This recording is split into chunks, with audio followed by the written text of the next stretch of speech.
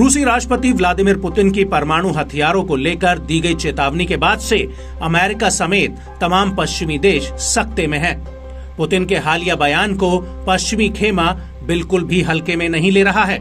जहां पहले ही रूसी सेना ने अपने कड़े तेवर दिखाते हुए जंगी मैदान में यूक्रेन को कई मोर्चों पर करारी हार दिलाई है, इस बीच रूस के एक फैसले ने पश्चिमी मुल्कों में खलबली मचा दी है। यूक्रेन के साथ जंग के बीच पुतिन ने परमाणु हथियारों को लेकर बड़ा फैसला लिया है।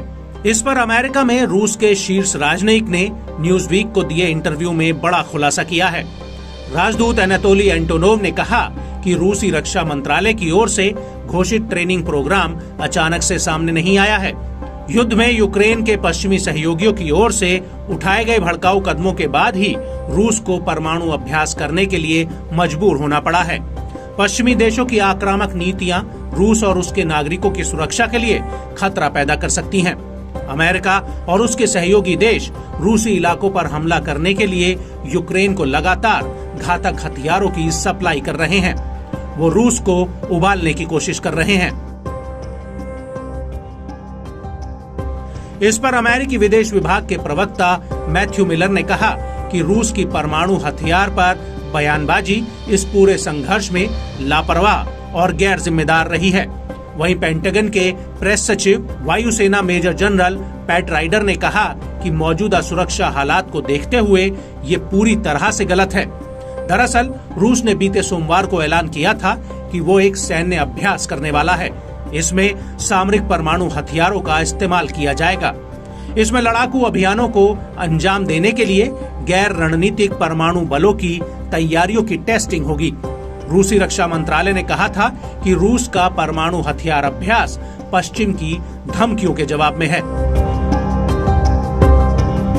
खास बात यह है कि रूस यूक्रेन युद्ध के बाद पहली बार ऐसा सैन्य अभ्यास करने जा रहा है, जिससे नेटो समेत तमाम पश्चिमी देशों की चिंता बढ़ गई है।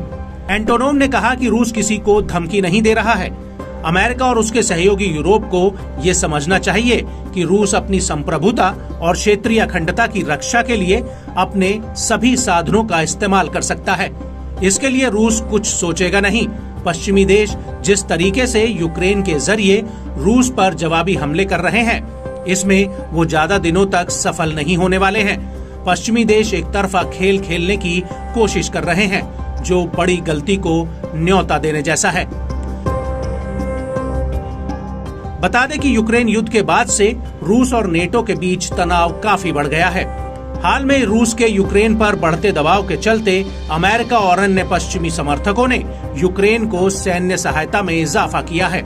वहीं रूसी विदेश मंत्रालय ने अमेरिका के F-16 लड़ाकू विमान को यूक्रेन भेजे जाने की मंजूरी पर निशाना साधते हुए कहा कि मॉस्को इसे परमाणु हथियारों की सप्लाई के रूप में समझेगा और अमेरिका और नेटो के इस कदम को जानबूझकर उकसावे के रूप में मानेगा। नेटो के सदस्य देशों की ये और कुछ अन्य कार्रवाइयां इस बात का इशारा करती हैं कि वे जानबूझकर यूक्रेनी संकट को और बढ़ाने के लिए ऐसे कदम उठा रहे हैं।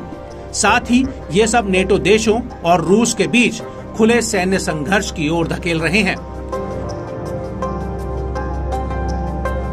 बहरहाल आने वाले दिनों में ये देखना काफी अहम रहेगा कि रूस के इस अभ्यास का यूक्रेन युद्ध पर कितना और किस हद तक असर पड़ता है।